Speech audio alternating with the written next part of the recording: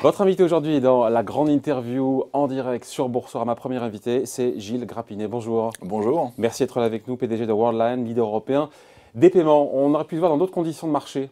Certains parlent déjà de mini-crack boursier. On perd quasiment 13%, entre 12 et 13% en une semaine. C'est une vitesse de baisse qui nous rappelle la crise financière de 2008-2009. Vous en pensez quoi?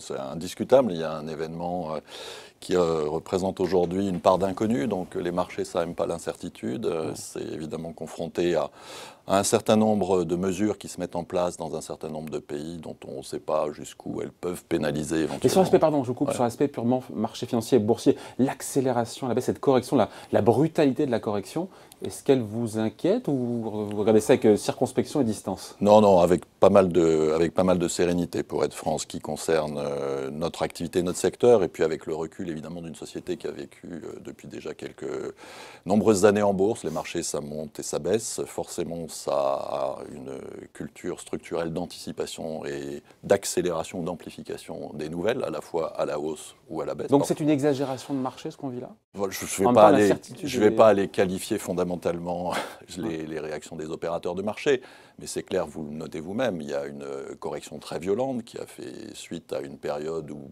tout le monde était un peu surpris, que les marchés donnent l'impression d'être incroyablement résilients. Tout le monde pensait que ça resterait confiné, entre guillemets, pardon de dire comme ça, à la Chine, et que tout redémarrait tranquillement au mois d'avril, et que voilà.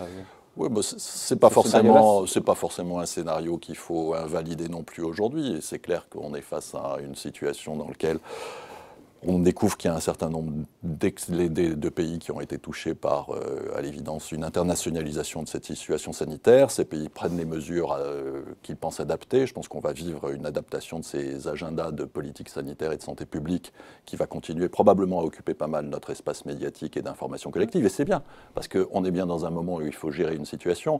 Les marchés oui, mais ça ralentit l'économie, ça ralentit le business. Ça a un impact, on l'a vu avec Danone, qui l'a chiffré, 100 millions d'euros d'impact sur ses résultats. Avec Schneider, 300 millions d'euros. Enfin, on n'est pas sur des montants qui sont... C'est pas des broutilles, ça. Oui, indiscutablement, chaque entreprise ensuite fait les calculs et la communication qu'elle pense devoir faire dans son secteur à elle.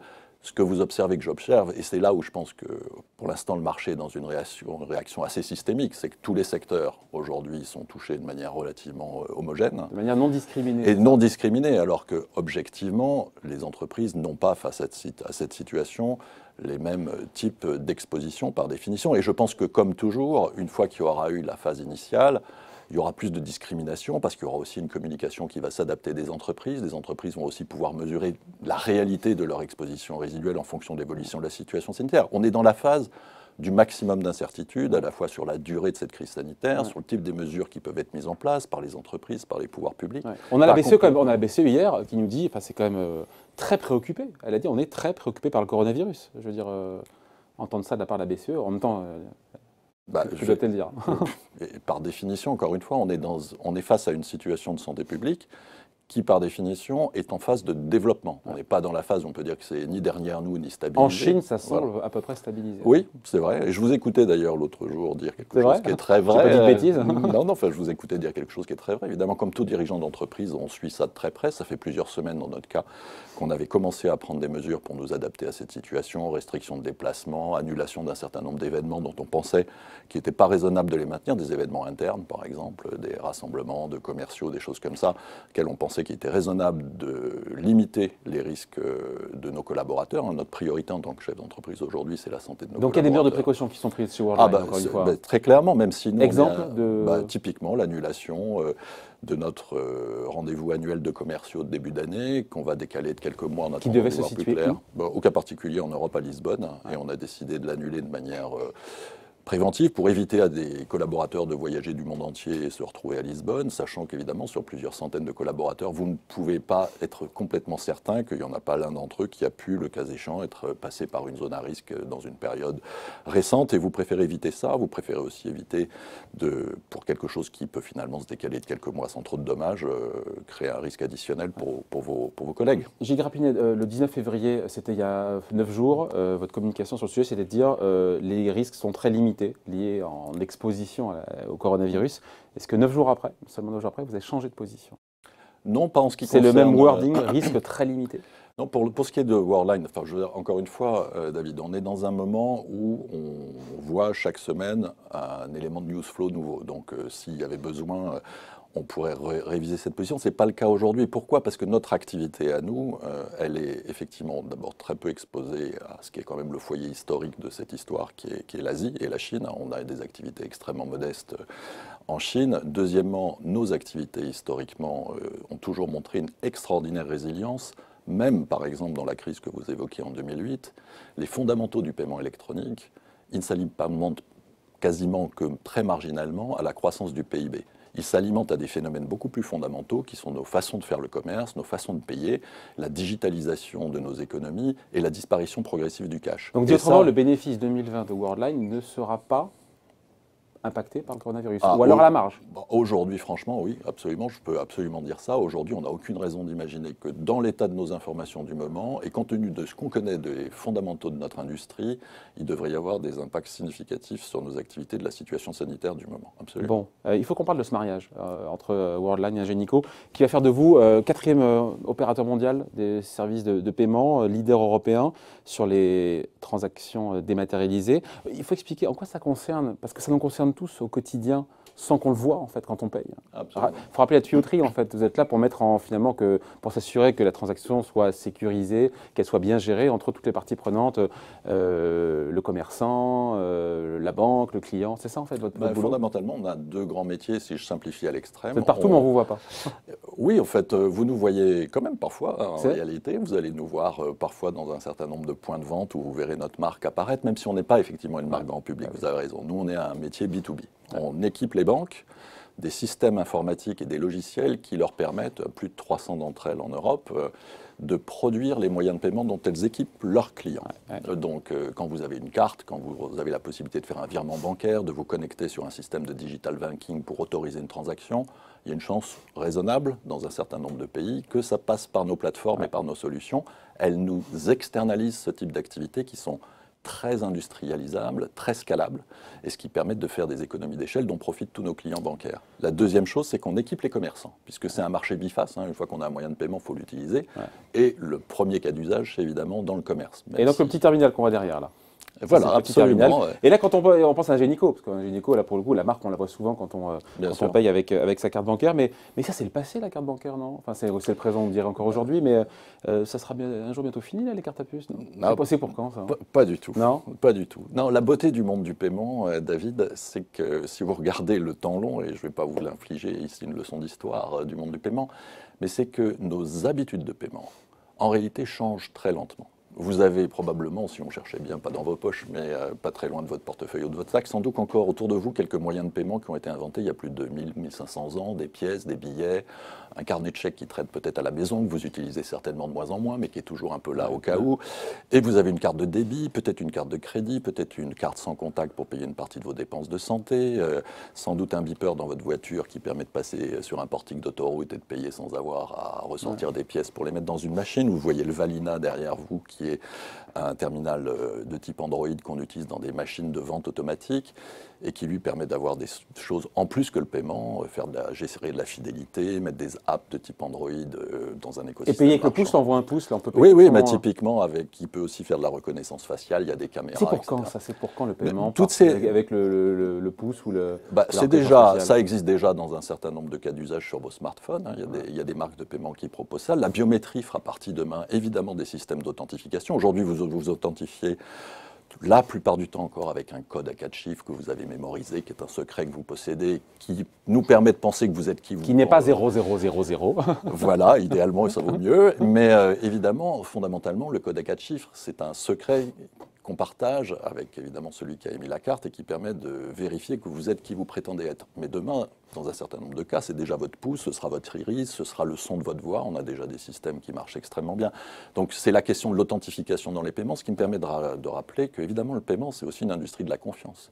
Si on a ces moyens de paiement qui sont extrêmement fluides, extrêmement rapides et que nous bâtissons et que nous construisons pour nos clients, c'est aussi pour apporter une équation, et c'est ce qui fait de cette industrie une industrie fascinante, c'est à la fois une ergonomie extrêmement simple d'usage. Il faut que tout le monde puisse utiliser des solutions de paiement. Ce n'est pas une solution pour les geeks et les types sophistiqués. C'est vraiment la solution de monsieur et madame tout le monde. Le paiement, c'est un besoin du quotidien qui doit être en même temps d'un niveau de confiance total pour qu'on n'ait aucun doute que la transaction qui est en train de se produire sera la seule qu'on verra débiter sur son compte, qu'il n'y a pas de fraude ou qu'on limite. Vous assurez ça, cette sécurité? C'est évidemment ce qu'on fait à grande échelle, et ce qui a fait du projet de Worldline un projet 2 fois passionnant, c'est intrinsèquement, c'est un métier passionnant qui se love dans l'évolution du commerce et de nos usages, et notamment de la digitalisation du monde. Montée en puissance des paiements en ligne. Absolument. J'ai vu le chiffre, c'est vous qui l'avez donné, c'est 20% aujourd'hui, les paiements en ligne.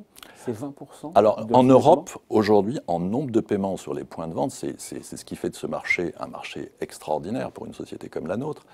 En Europe, vous avez entre 75 et 80% encore des paiements qui sont faits en situation de commerce de détail, qui sont faits avec du cash, ou avec des chèques, ou avec 80%. Oui, en Europe, absolument. Et la carte bancaire? Et en montant, c'est à peu près 50%. C'est-à-dire en montant financier, parce qu'évidemment, quand c'est des montants plus importants, on a tendance à utiliser. Et ce qu'on voit, c'est qu'on a une accélération de la disparition du cash et de tous les moyens de paiement papier ou physique au profit de la carte bancaire, qui est en fait un véhicule qui est très loin de disparaître, qui est un véhicule... mais la croissance de ce business-là, du business, encore une fois, TPE, c'est pas un business qui est florissant, enfin, vous le savez, ça.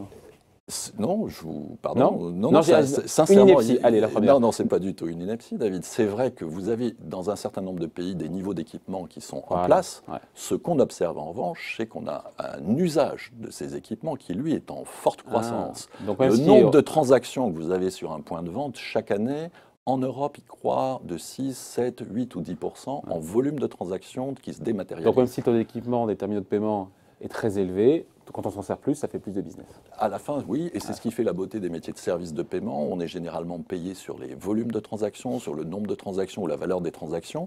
Et nous, on est sur un métier qui a un train de croissance extrêmement long et robuste. Encore une fois, on est sur des taux de croissance de nos industries qui sont, en Europe continentale, 4, 5 ou 6 fois le PIB. Et simplement parce qu'au-delà de la croissance de la consommation intérieure, qui est le premier moteur, la réalité, c'est qu'il y a un facteur multiplicateur considérable qui fait que la manière dont on paye chaque année, elle est beaucoup plus électronique, elle est de moins en moins en cash et avec des pièces. Et il y a eu Quand est-ce qu'elle sera majoritaire, justement, ce paiement électronique? C'est déjà... Le point de bascule, il est... Alors là, je parlais d'une statistique à l'échelle de l'Europe tout entière, mais vous avez déjà des pays qui ont atteint des taux de pénétration du paiement électronique nettement supérieurs. Pour tous les pays du Nord, de Scandinavie par exemple, vous avez des taux de paiement électronique qui atteignent 80%, 85%. En Grande-Bretagne, il y a 2 ans seulement, pour la première fois, on a eu plus de paiements de détail faits par des moyens de paiement électronique que des paiements en cash. Et en Europe continentale... Dans l'électronique, vous mettez smartphone et carte bancaire? Smartphone, carte bancaire, paiement par Internet, etc. Tout ce qui permet effectivement de ne pas utiliser des moyens qui reposent sur un moyen de paiement physique qu'on transmet à l'autre contrepartie. Et ça, c'est ce qui explique, d'une part, que cette industrie qui a été un peu découverte en Europe, notamment à partir de notre introduction en bourse, parce que c'était une industrie qui était beaucoup cachée derrière les banques ou dans les infrastructures bancaires, parce qu'historiquement, ceux qui ont créé l'industrie des paiements en Europe, ce sont les banques. Évidemment. Et des banques au niveau national, parce qu'on avait tous des monnaies nationales. Puis il y a eu l'euro. Et il y a eu l'euro. Et le projet pan-européen de Worldline est désormais mondial, c'est d'offrir à l'Europe, en le construisant par acquisition entre autres, un champion, un leader européen de taille mondiale, qui s'est construit en fait en achetant progressivement des plateformes qui historiquement étaient toutes nationales dans les pays, parce que les banques ont réalisé que ce métier était un métier de plus en plus de pure player, un métier d'industriel, un métier de haute technologie, et qu'elles n'ont pas toutes estimé, et de moins en moins d'ailleurs, qu'elles sont en situation de pouvoir le faire à l'échelle européenne. Ce n'est pas leur mission non plus. Leader européen de taille mondiale, Gilles Grappinet, qui va mener une revue stratégique. Moi j'aime bien cette expression, ça veut dire qu'en gros on ouvre les portes à tout, et pourquoi pas à une session justement de ces terminaux, de cette activité de terminaux de paiement qui, sur certains marchés, qui connaissent une croissance de l'activité, mais taux d'équipement qui sature. Vous laissez la porte ouverte à ça? Par définition, quand vous faites une revue stratégique, puisque dans le cadre là... Moi j'ai compris, ils s'intéressent, a priori ils vont vendre ça, mais bon, un peu vite là. Vous allez tout de suite à une des conclusions possibles d'une revue stratégique qui serait de considérer effectivement que dans le cadre de la fusion entre Worldline et Ingenico, nous allons avoir en gros un peu plus de 3/4 du chiffre d'affaires qui va être dans les services de paiement. Tout ce que j'ai décrit, toutes ces plateformes et ces logiciels, et environ 1/4 du chiffre d'affaires qui va être plutôt associé au métier hardware. Ce métier hardware, c'est un métier remarquable chez Ingenico. Ils sont leaders mondiaux, vous le savez, et ils ont un métier qui s'est très bien développé l'année dernière, encore en forte croissance, et qui a un plan de transformation stratégique important puisqu'il doit lui-même accompagner la transformation de ce que sera un terminal dans le futur, parce que pour reprendre votre point de tout à l'heure, non seulement les terminaux ne vont pas disparaître, mais ils vont s'enrichir fonctionnellement, ils le font déjà, ça devient des objets beaucoup plus sophistiqués qu'une simple boîte où on met sa carte, ce sont souvent des objets aujourd'hui qui accueillent d'autres applications pour les donc c'est pas commerçants. tranché. Et donc cette revue stratégique, on va la faire, et quand on décidera, c'est évidemment après le closing de la transaction qui est anticipé pour le 3e trimestre, et on se donnera transaction à le plus de 7 temps, milliards d'euros, à plus de 7 milliards d'euros. absolument, qui permettra ensuite de prendre la meilleure décision pour l'avenir de ce métier, décider si c'est au sein du groupe qu'on a les meilleurs moyens pour le développer et lui donner son meilleur potentiel, ou s'il nous faut des partenaires, et si c'est des partenaires en totalité ou partiellement pour s'adosser et s'associer avec un autre partenaire financier ou industriel pour lui donner ses meilleures chances, à la fois pour ses collaborateurs et pour ses clients. Il faut rappeler que vous êtes positionné, et c'est bien vu évidemment, sur toute la chaîne de valeur de la transaction. Encore une fois, on l'a dit, il faut le répéter, à la fois la transaction chez le commerçant, à l'infrastructure informatique qui gère la relation justement avec la banque. Enfin, voilà, vous êtes absolument, et derrière. pour compléter ça, sur tous les moyens de paiement, c'est-à-dire la carte, les virements, les prélèvements industriels, les paiements très gros montants que peuvent faire des très grandes entreprises entre elles, mais aussi en ligne, sur téléphone mobile ou dans le monde physique. Une des forces de Worldline, ça a été de construire au fil de ce projet stratégique industriel une couverture extrêmement large de la chaîne de valeur, de façon à pouvoir s'adapter et faire face à tout scénario d'évolution d'usage. Nous, on investit chaque année, et ce sera encore plus vrai après la fusion avec Ingenico, des centaines de millions d'euros en recherche et développement sur nos logiciels et sur nos plateformes, sur tous ces systèmes de paiement, pour pouvoir justement être sûr qu'on peut accompagner le commerce mondial dans toutes ces évolutions d'usage et les banques dans tout ce qu'elles souhaitent fournir à leurs clients pour eux-mêmes pouvoir de manière certaine, facile et sécurisée faire tout ce qu'ils ont à faire avec leurs moyens de paiement. Et ce qui est merveilleux dans cette industrie, c'est que vous avez de multiples moteurs de croissance. Il y a cette convergence historique du cash qui disparaît au profit de tous les moyens de paiement électroniques, mais vous avez des secteurs nouveaux qui s'ouvrent au paiement électronique, par exemple le transport public, on ne le dit pas assez. Le transport public, de plus en plus, nous permet de monter à bord d'un réseau de transport directement avec sa carte bancaire. On n'a plus besoin d'aller acheter un ticket papier à une machine spécialisée. On monte à bord d'un tram à Dijon aujourd'hui, c'est un système que Worldline a fabriqué. On tape sa carte bancaire, celle que vous fournit votre banque, sans contact, sur un reader. On sort, on retape une fois, et le calcul de ce que vous devez pour le transport public est fait en temps réel. Ces systèmes-là qui apportent du confort d'usage et qui font disparaître quelque part la contrainte d'aller chercher un ticket pour ensuite être transporté, vous permettent de surmultiplier le perspective de croissance des volumes. Ouais, avec cette idée qu'encore une fois qu'avec ce mariage, vous serez numéro 4 mondial du secteur, numéro 1 européen. Ceux qui sont devant, j'ai regardé, c'est Wirecard, Worldplay, ils sont loin devant. Alors, juste parce que c'est très important cette dernière remarque que vous faites. Ce projet, c'est un projet qui permet à l'Europe de rattraper un retard historique dans l'industrialisation de ses infrastructures de paiement. Ouais. Et pourquoi et par rapport à qui ce retard? Principalement par rapport aux Américains. Ouais. Les Américains, ils ont un dollar unique à l'échelle d'un continent qui est l'un des plus riches du monde, c'est pas le plus riche du monde encore, depuis la nuit des temps. Et ils ont pu faire l'industrialisation des acteurs du paiement depuis en gros une vingtaine d'années et créer 3 mastodontes dans cette industrie qui opéraient déjà chez eux à l'échelle du continent. Nous, on n'a que l'euro depuis 15 ans et on a pu tirer les conséquences industrielles et stratégiques de l'euro pour fabriquer un vrai champion des paiements de taille mondiale en Europe que depuis qu'on a quasiment lancé Worldline sur cet objectif stratégique. Et donc l'écart qui vous reste avec l'écart qui nous reste, on va se trouver, après la fusion avec Ingenico, en gros un peu en dessous du numéro 3 mondial, qui est une société américaine, puisque le top 3, il est trusté par des sociétés américaines. C'est ça, c'est Wirecard et Worldplay. Au cas particulier, elle s'appelle Global Payment, mais peu importe. De toute façon, on s'invite et on invite l'Europe avec nous à se positionner dans un secteur formidable de haute technologie, et il va de soi que ce n'est pas la fin de l'histoire, parce qu'il reste encore une part importante de l'Europe qui n'a pas participé à cette consolidation, des grands pays qui sont restés encore en dehors de la première vague de consolidation et qu'on espère bien convaincre de nous rejoindre. Et puis il y a évidemment la possibilité désormais, grâce notamment à la présence mondiale d'Ingenico, de poursuivre nos aventures hors d'Europe, avec une visibilité accrue, avec près de 20 000 collaborateurs dans le monde, et une situation bilancielle extrêmement forte, puisque c'est une transaction, vous le rappeliez, qui est importante, mais essentiellement payée en actions. Ouais. Gilles Grappini, il ne nous reste même pas 2 minutes juste, 2 questions avec réponse courte. Vous pesez plus lourd aujourd'hui que votre ancienne maison mère, Atos. C'est pas courant quand même, hein. C'est un motif de satisfaction ça quand même, hein. Écoutez, c'est d'abord pas les du tout... équipes, je sais, Non, c'est pas les mêmes secteurs, on n'a pas du tout les mêmes multiples de valorisation. Vous faisiez 2 fois plus en bourse que la maison mère.